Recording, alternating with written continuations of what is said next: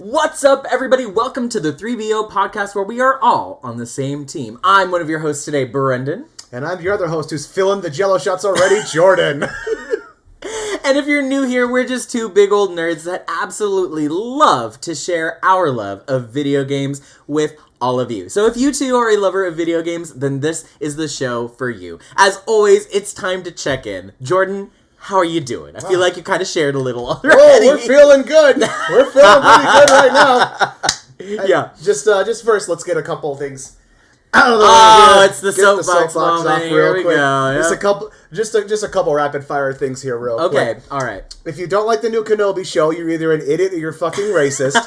Also, drag queens aren't trying to groom or molest your kids. You're thinking of the church. Oh, yes. Absolutely. That's all. Just had to get that out of the way real quick. Other than that, though, been doing good. Got to spend some time this week catching some of the showcases that have been coming out for the new game announcements for the next couple of years or so. Caught the Xbox and Bethesda one so far. It's like a spacey game, right? There's I watched the whole thing, so it was a bunch of different announcements and whatnot. Yeah, okay.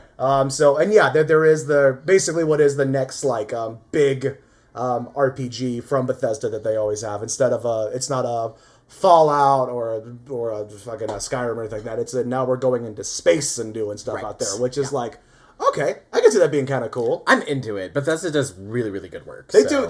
I've been consistently pretty happy with Bethesda for a while now, so yeah, I'm excited for that stuff. And then, completely new thing that I didn't know was happening that I'm very excited about is a new game coming out called Redfall. Okay, it's sort of Back 4 Blood, Left 4 Dead-esque 4-player co-op kind of a thing, different skills and ability throughout the group. Sure. You're in a town called Redfall that has been taken over by vampires. Ooh, okay. And you get different abilities to try to sort of fight your way through it. But you're going against vampires and the cultists in the town that have sort of just kowtowed and decided to bow down to the new vampire overlord. So there's a lot of different elements going on there. And I'm okay. It looks like somebody took a lot of the mechanics from when Bethesda took over the Doom series and have translated that into a different game, and I'm okay, I'm very down for that. Oh, this is just what I thought, because it turns out it's the other studio under Bethesda that made the Dishonored games, which is a very, very good game series. So I'm okay, if that crew's handling this gameplay and the mechanics for it, I'm fucking down for that shit. Yeah, absolutely. Yeah. Cool. Other thing I'm very excited about is it's been all over the place, and as everyone knows, I'm a fan now. I officially announced the Resident Evil 4 complete remake that they're doing.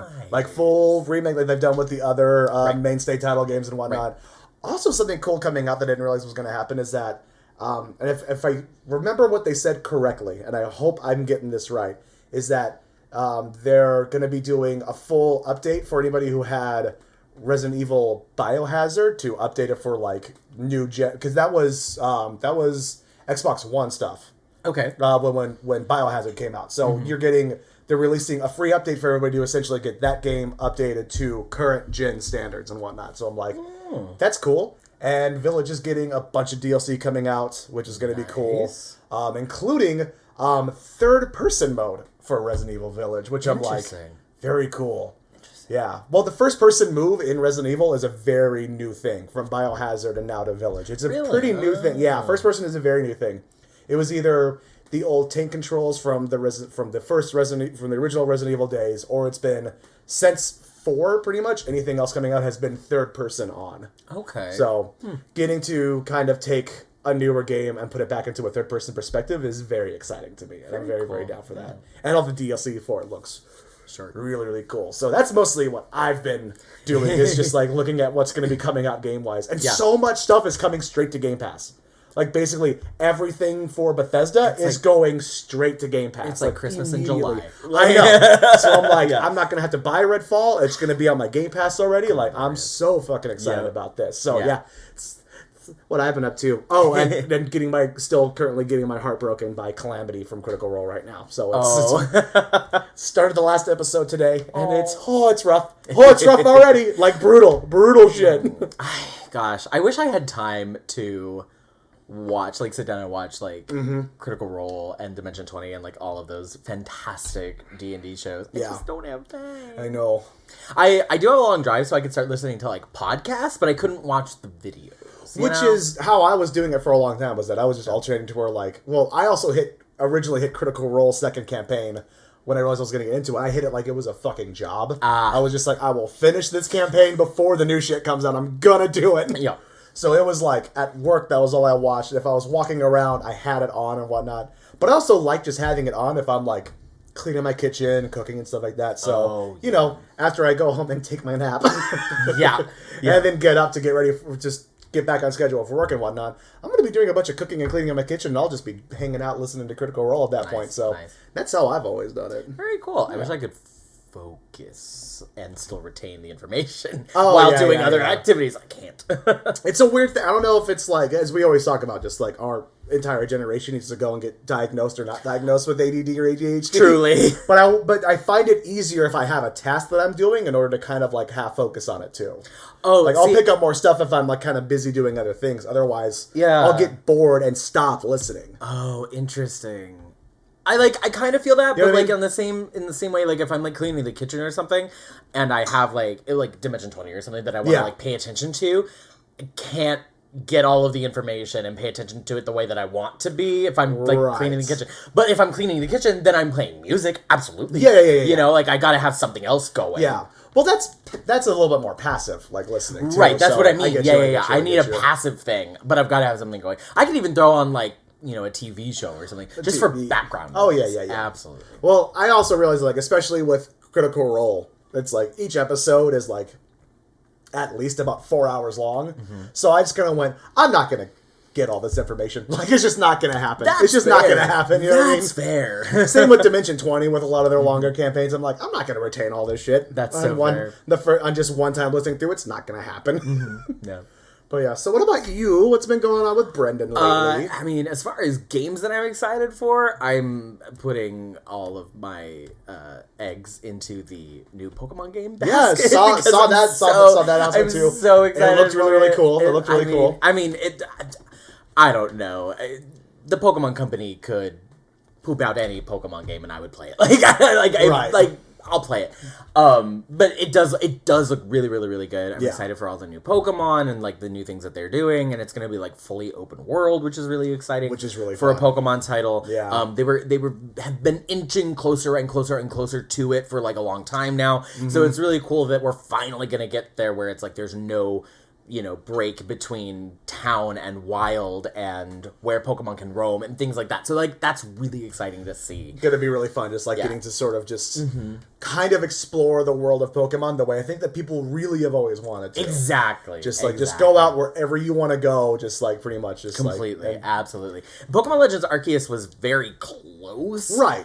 But not quite there, and I feel like they're finally like, okay, we're gonna take the plunge. Like we're gonna do this. We're just gonna dive into it. Exactly. I feel like the last 3 main Pokemon titles have been like definitely gearing us up, edging us closer and closer and closer, and like finally we're there and we can do it. And slowly building up. So exciting, yeah. We'll also probably just like kind of testing a little bit too to be like, okay, like we understand you guys have been sending us what you want, but let's see, is this really what you want? Because like, right, yeah, no, fair point, absolutely.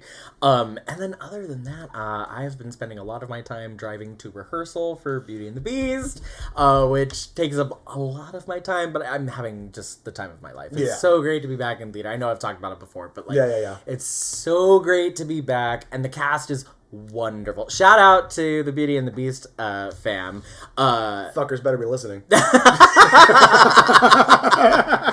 I actually, at the last rehearsal, because we've started going out to eat after our Saturday rehearsals, because we're out at like 2:00 and we're like, oh, there you go, starving. So food, please. Yeah, exactly.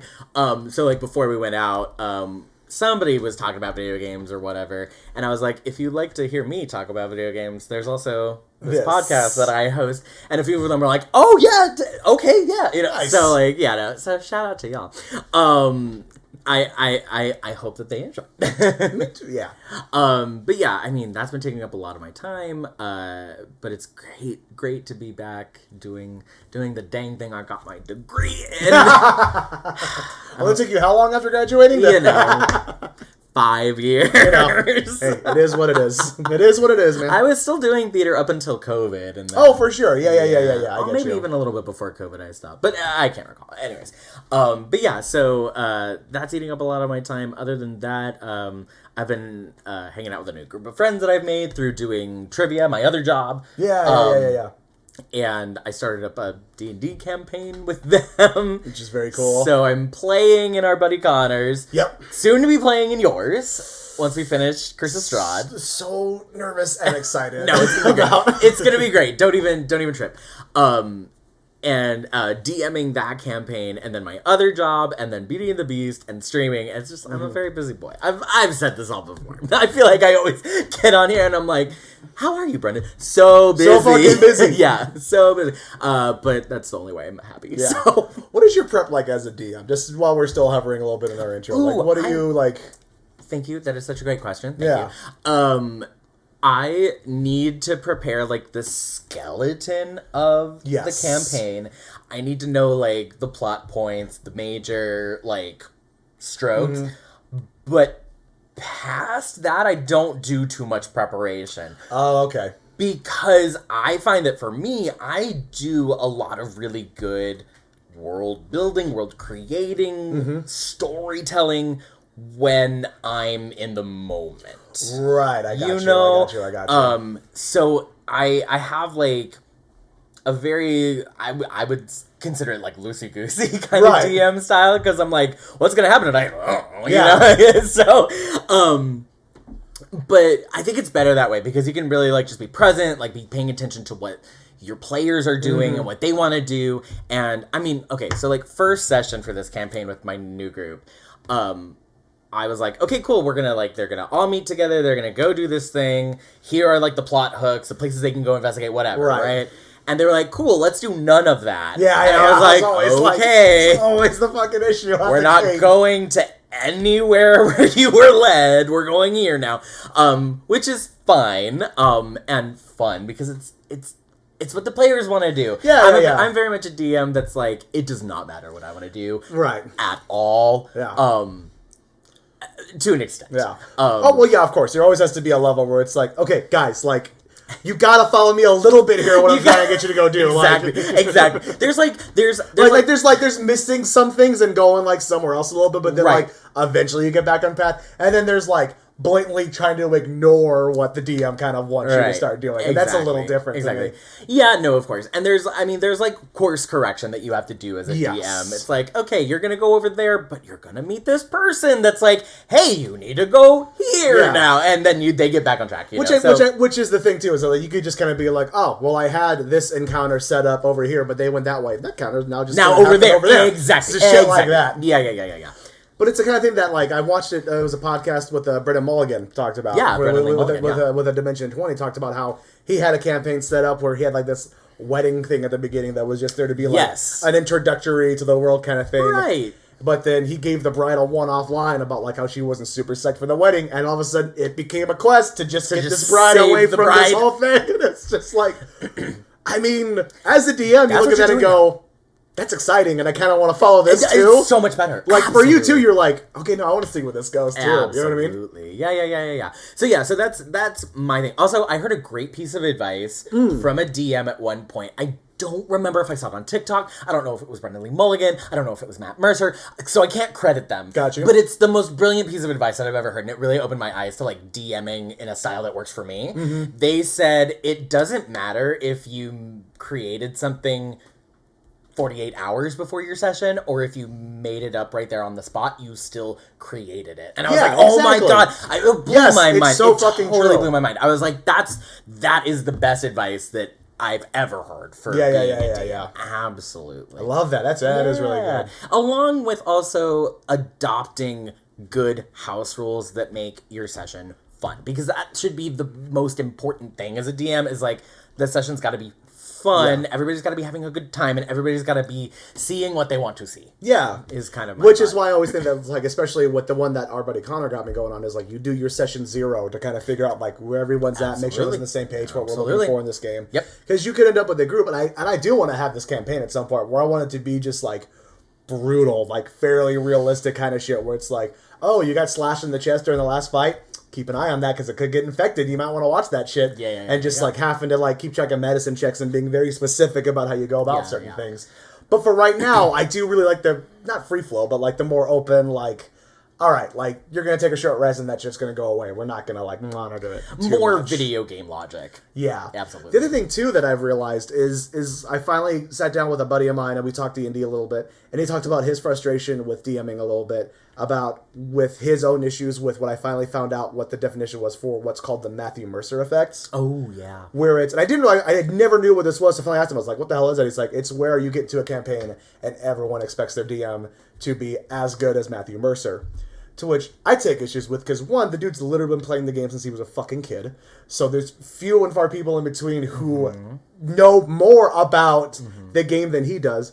Also, number two, I don't like that because I'm just like, I don't want someone who's just trying to copy somebody else's style. Right. Like, getting into D&D the way that I have, what I love is watching Mercer, Brendan Lee Mulligan, Abrea Iyengar, and seeing these different approaches and styles to it. And I'm just like, okay, I want to figure out what my DM style is. I don't know. Right. I want to know what that's going to be like Absolutely. for me. So, And there's definitely, like, things that we can adopt and, like, appreciate and bring into our own... oh, for sure. You know, Listen style. to the masters. But, like, don't get me wrong. Yeah, no, absolutely. But you're absolutely right. Yeah, the Matthew Mercer effect.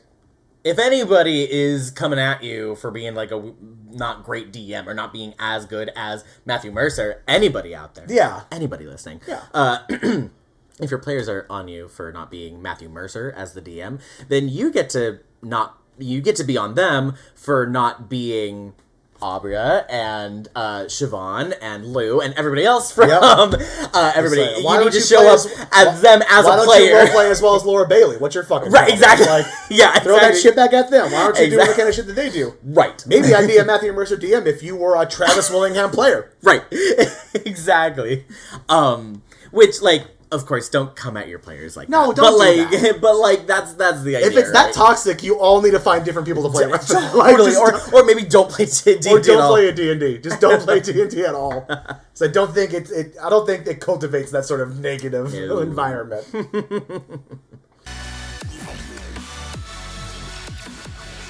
So with all of that out of the way, it's time to talk about the game that we are really here to talk about today, and that is our favorite Greek mythology-inspired roguelite, Hades.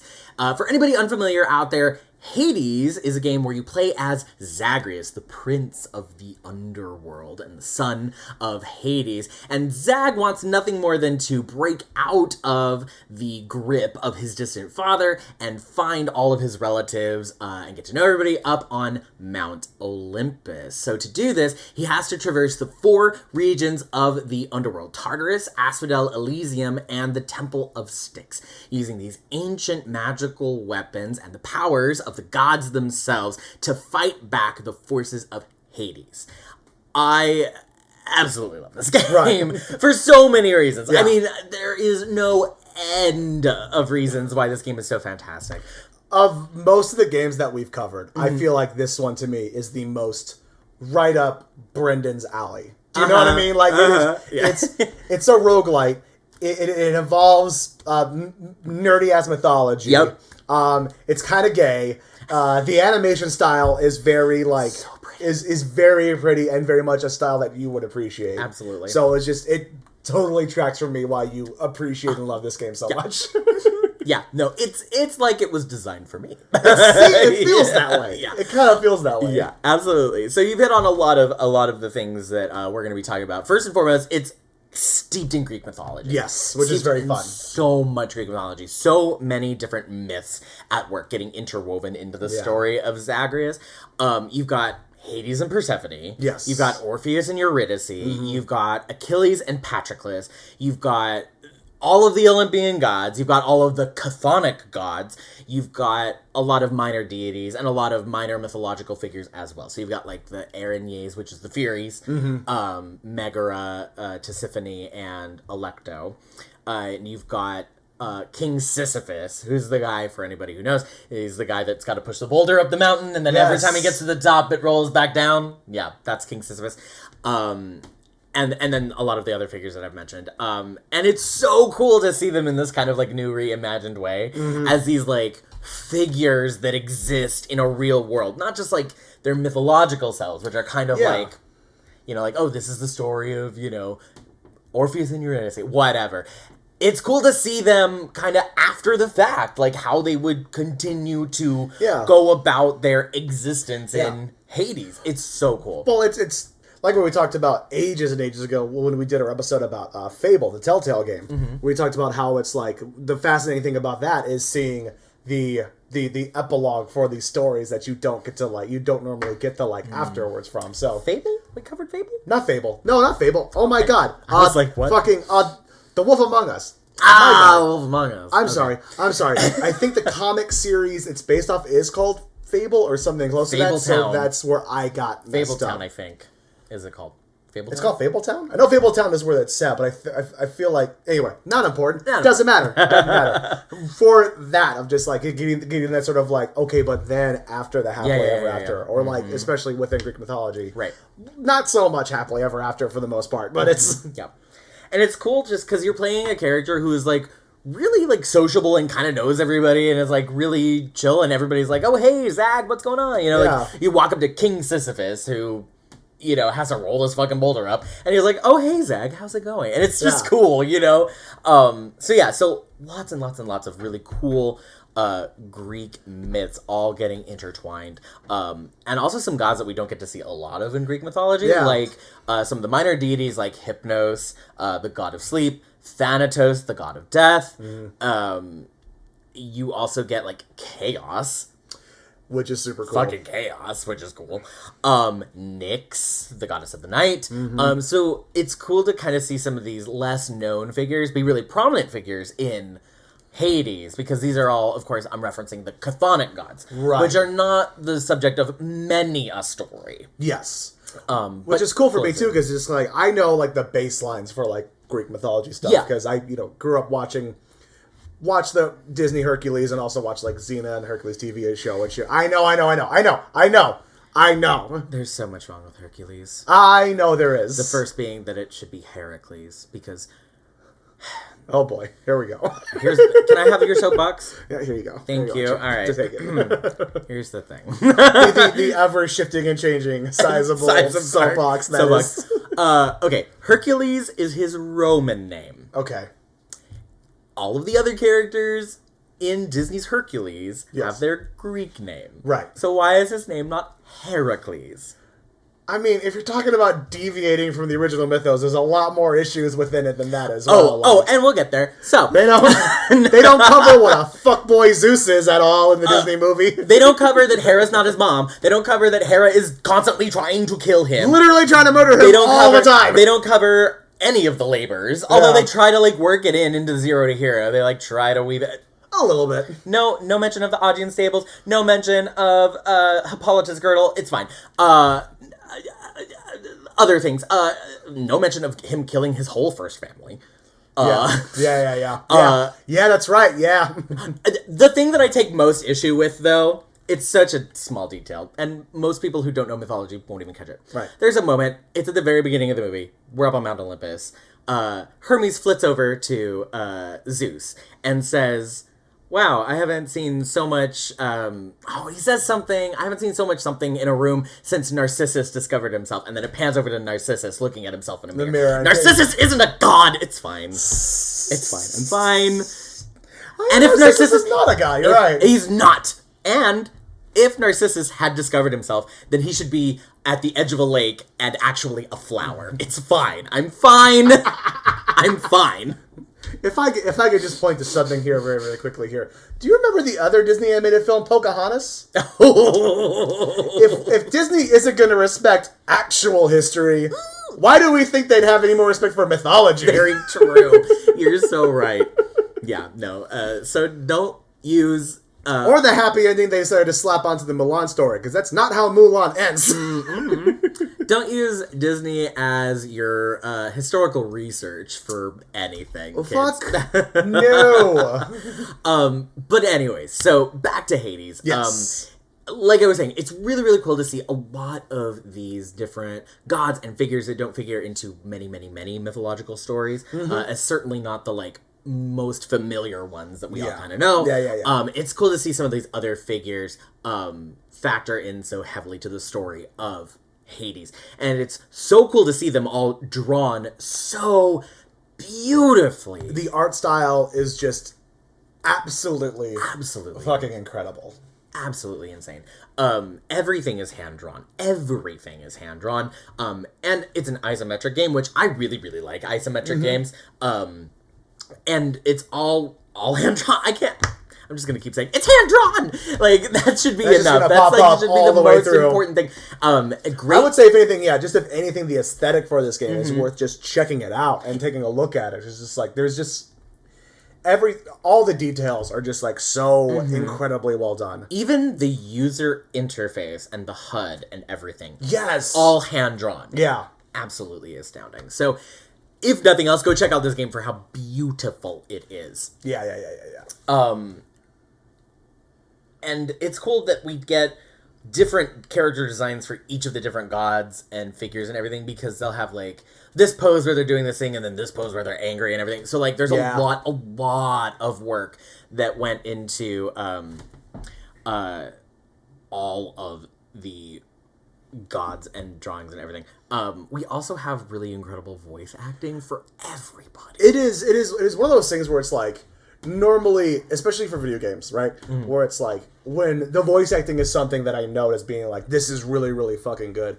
When I look into it, it is, there's always at least a few people who like I really know from the voiceover work community, because I'm a little bit of a nerd for voiceover actors and whatnot. Yeah. And so like we talked about with Arcane, when I looked into that and I was kind of like, oh yeah, this person from this and this person from this. Like there's a... Remind me to tell you something cool about Arcane. It'll come up later. Oh, okay, gotcha. Tell you something cool. But it was just like, looked up a lot of the cast for Hades, and I was just like, either I just didn't know about them, or they were like fairly up and coming. So I was just like, you guys found some amazing fucking talent in here. Cool. Just like found some people that are just like so fucking good. Awesome. Like, is there anybody in Hades that we would know? Like anybody? Don't remember. I could take a look here real quick if you don't mind stalling for me. I can certainly vamp for you while you research that very quickly. Got you. The voice acting, whoever they are, is very, very, very, very good. Yeah, the cast is stellar. The cast is fucking stellar. And everybody is so perfectly attuned to the character that they're depicting. All of the gods, like, I mean, Hermes has like this like boyish, high, like fast talking, demeanor, and then you've got like Aphrodite, who's just like dripping with honey. You've got Zag, who's like a little husky. Yeah. Thanatos, who's just like a dreamboat. Yes. And also my Greek boyfriend. It's fine.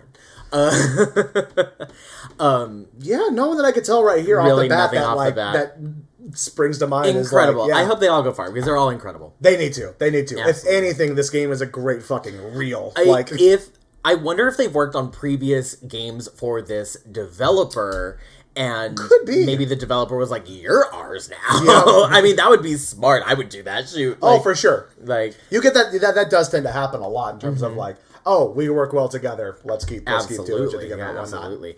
And you do good, and we do good, and we're good together. Like, why? And it collabs and whatnot, and it makes sense. It's like, and just speaking as artists who have done this kind of stuff before, it's like, that it's like, oh, you get to lock in with somebody and like you're on the same page creatively. Oh, I'm sorry, you're stuck with me forever. You never let them go. Stuck with me forever. Yeah. Hence how this podcast happened. Absolutely. Well, we get along really well creatively. Let's do everything we can together, please. Absolutely.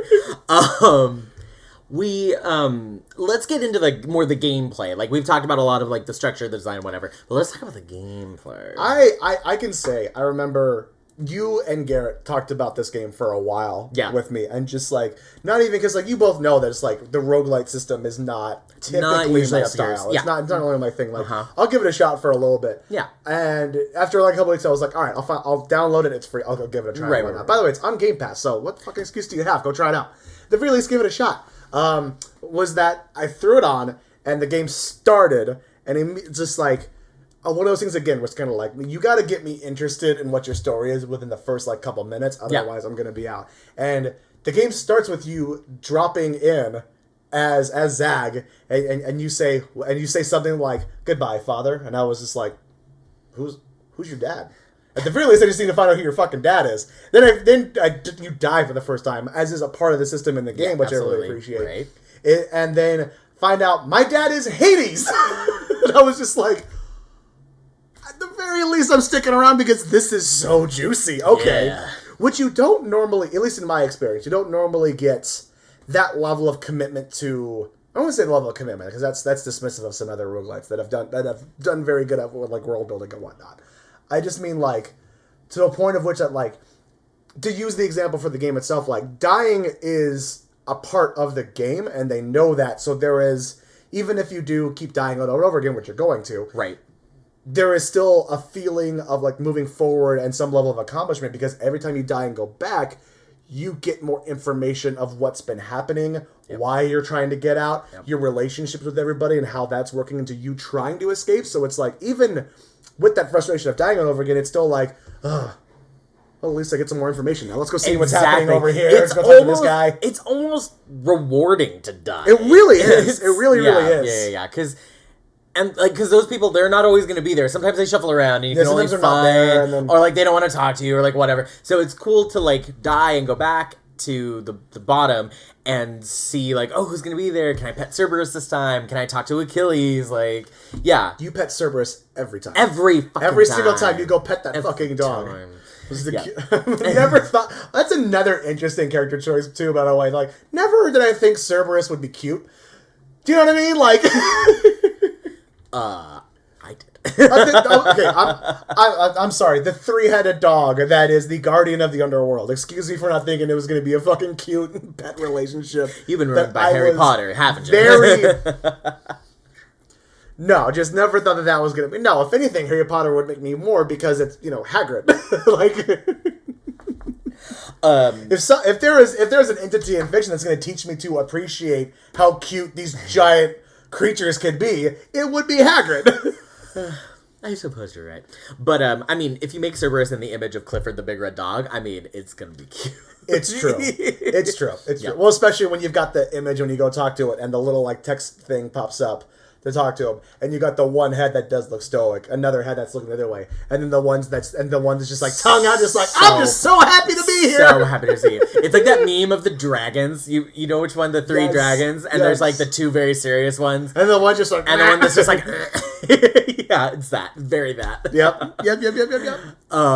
Yeah. So you die, and you get to go back to the bottom, and you get to use like the coins and other resources that you've gathered through your travels, through your attempt to escape, to build up your character. Yeah, which is also very cool. Which is the other thing too. It was just like where again when we talked about when the surprise of me showing up one time and telling you how much I was enjoying Hades. Yeah, we talked about that part of the system about how that would normally be kind of overwhelming for me. Mm-hmm. But since the game does a really good job of like kind of like slow rolling some of that stuff out for you, after a while of like coming back and going through the system and whatnot, right, and sort of, I don't want to. It doesn't really hold your hand. It's not like but you it go eases through. You in. Yeah, you're not sitting there every time you get new information and having to deal with like tutorial after tutorial and whatnot. But it does kind of go like, okay, here's this other thing you could do now, and here's something else you could go interact with, and here's this, and here's that, Even with like the weapons that you're able to choose and select, because so in this game you have, once you get them all, you have 6 different weapons that you can choose from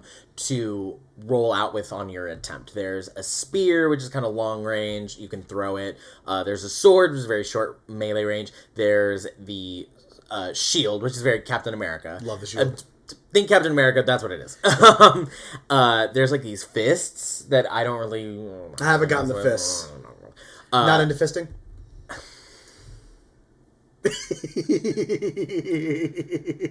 Jordan, in my Pride Month, your Pride Month, yeah, it's mine now. I no longer get rights to Pride because of that comment. Yep, fair enough. I get you. There's also there's a bow and arrow. There's a bow and arrow, and then there's like a machine gun, essentially. What? Yeah. In my those head, rockets too. Oh my god! In my head, it's just a straight up like M16. Like no, like doesn't fit into the theme at all. It's got like there's a gun. It's got a griffin head on it, actually. Oh, okay. Yeah. But anyway, so you can pick one of those 6 to roll out with, and then as you go through, each of the levels of the Underworld, you get visited by the different Olympian gods, and they'll come down and give you a boon. And every time you get a boon, it's typical that you get like 3 to choose from, and it'll be like, okay, your special attack does more damage, or now your regular attack also has like, adds wrath damage, or like whatever, lots of different things. We're not going to get into all of that. There's so many different ways you could like pick up the boons and how like they'll kind of complement each other and the way they work together. It's really cool. Right. So all of this to say that each run and your own individual like style is very customizable. You get to do what you want to do pretty much every time you go through. So you pick your weapon that you like the best, you go through, and you try to find the god's powers that you want to have on your side, and then you get all beefed up, and then you make your way through all of the different levels. So you start in Tartarus, which is like the bottom floor of the Underworld. Yes. Spirits, shades, whatever.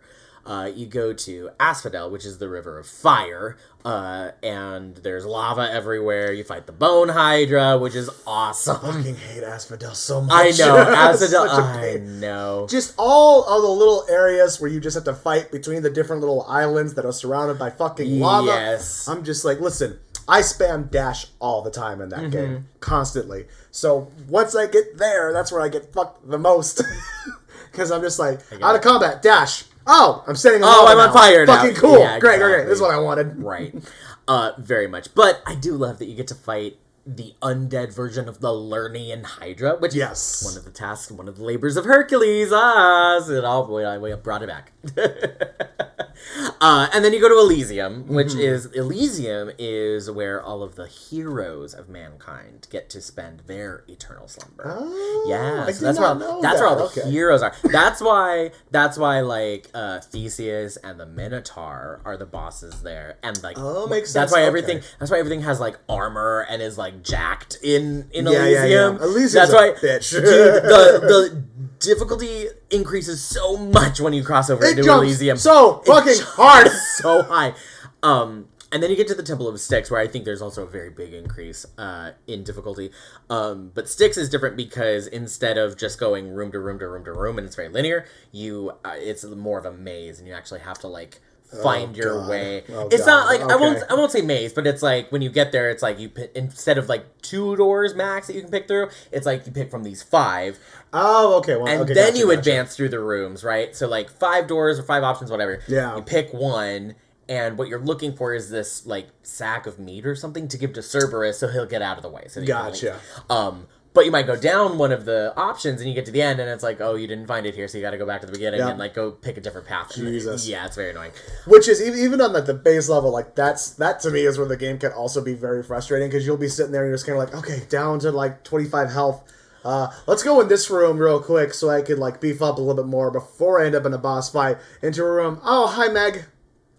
Didn't want to be here. Yep. Cool. Yeah. Well, we're doing this now. I guess this is just a test run. Let's see what happens. Right. Yeah. Oh, I've had so many runs die so quickly. Just like, oh, well, I'm just fucked. I didn't get anything good. Like, nothing for my build. Like, I'm just dying and going back to down at the bottom again. So I can talk to people again. But anyway, so you get to the Temple of Styx. And then you get out on top. You're on actually the surface once you get out of the Temple 6. And Hades himself is there to meet you and fight you. And he is the final boss. Yeah. And then once you get past him, you get to run out into the real world. And I'll save it there. I'll save spoilers for you and for our listeners. I want to know so bad. Do you want to know? I don't. No. Like, I want to know personally, but I don't know if I'm ever gonna get there.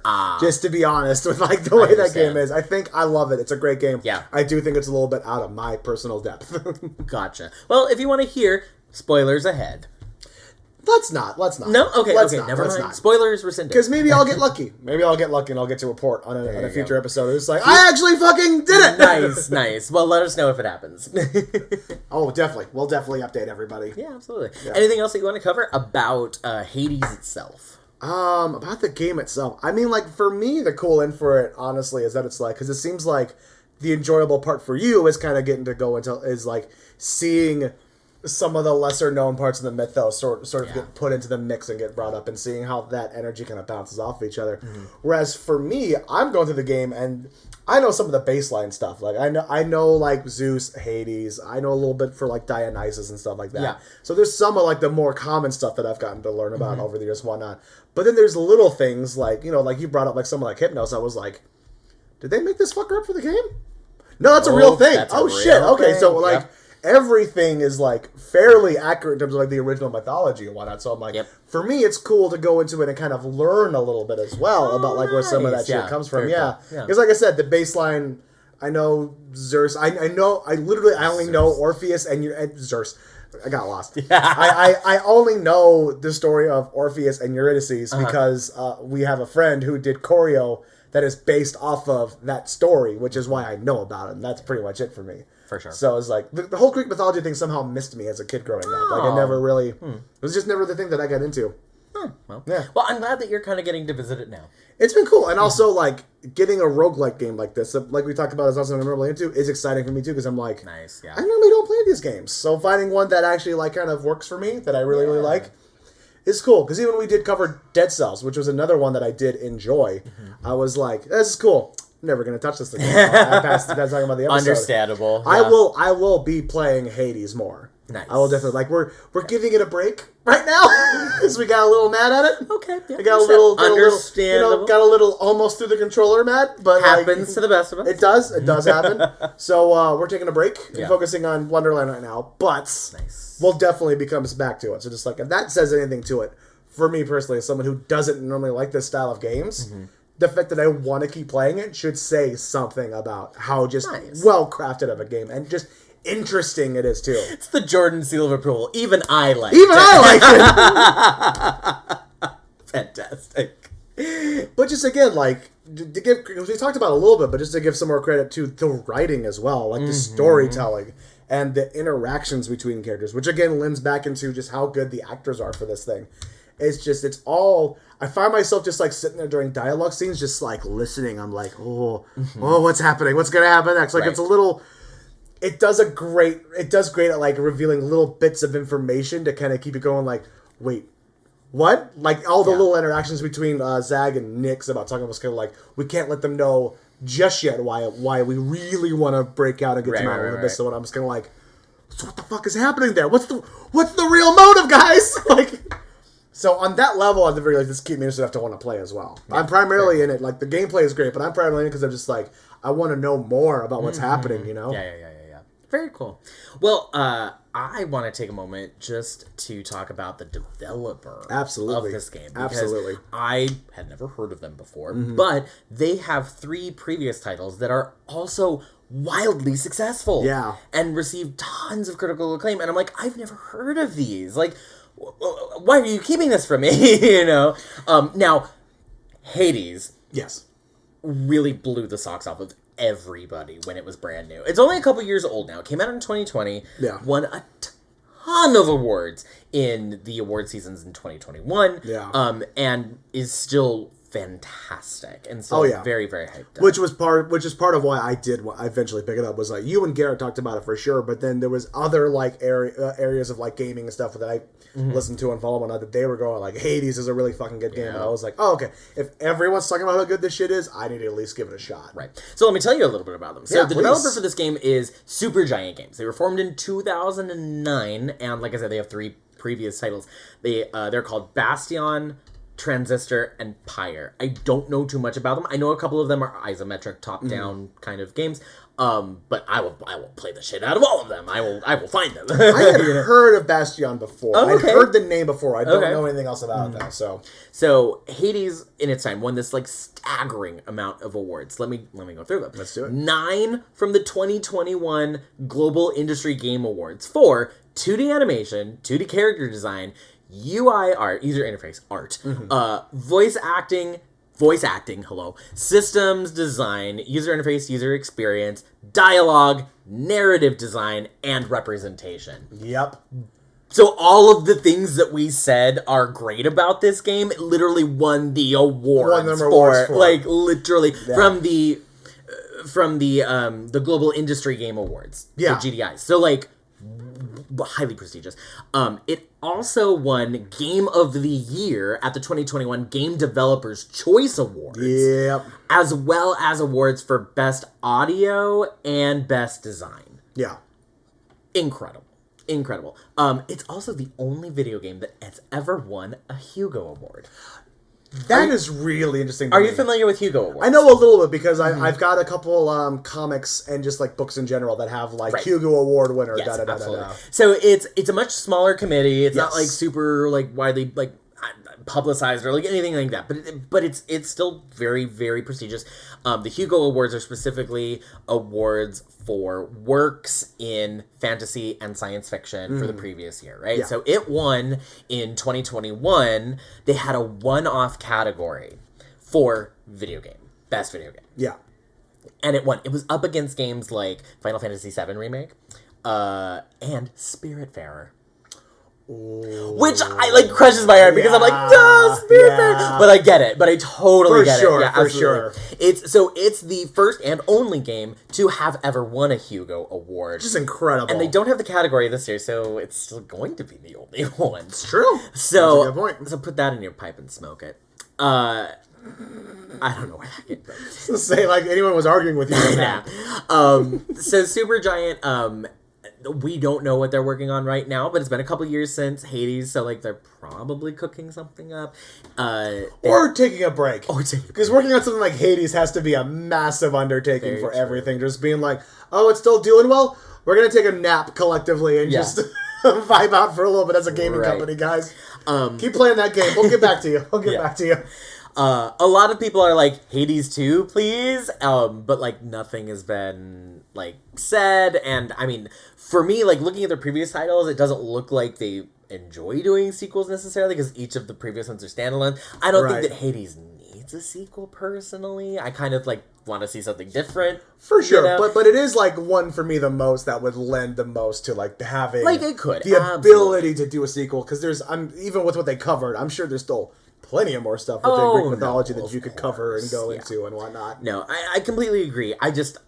They did so good with Hades. I kind of would just like to see it be like left alone and like. Oh, for sure. Just like you know. Oh yeah, I am personally a fan. It's kind of like we've told all of our stories. Exactly. We're good to go. We came in, we did what we needed to do, and we're getting out of there. Exactly. Like it made everybody else upset, but when they did the HBO Watchmen TV series a couple years back, it did really well, and a lot of people liked it. A lot of people didn't like it, but those people are wrong.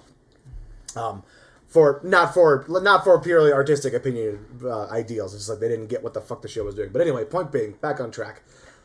Different podcast I'll do eventually. But it was just like when they asked the TV show creator, they were like, "So what are the plans for the next season?" He was just like, "Oh, there's none. That's all I'm doing. If somebody else wants to pick it up and write a second season, cool. This was all I wanted to say with this. So HBO has the rights. Right. Other than that, I'm out. We're done. I'm done here." So if we did hear from the developers and they were like, no, we have a lot more stuff we want to do with Hades and add to it, Fantastic. Let's go. I'm there for it. Sure. But if they come out and they go like, this is all we want to do with it, we're going to be working on other stuff, I'm here for your next shit. You know what I mean? Yeah.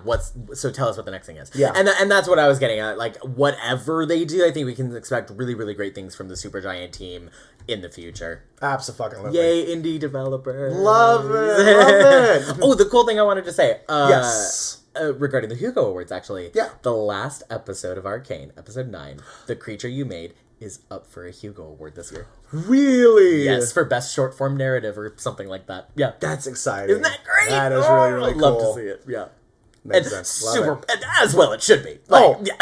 For sure. Yeah. For fucking sure. Absolutely. Yeah. Absolutely. So, with all of that out of the way, go play Hades. It's fantastic. You won't be disappointed. It's so fun. Yeah.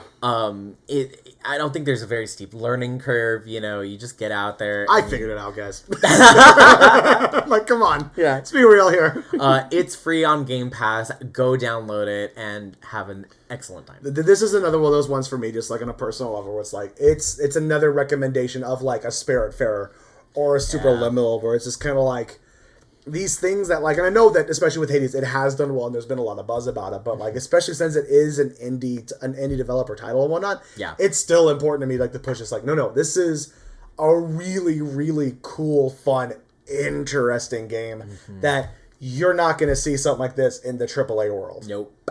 You're just not going to see it. So go check this thing out. Even just like if you pop it in for a little bit and just gonna go like, that's not really my thing.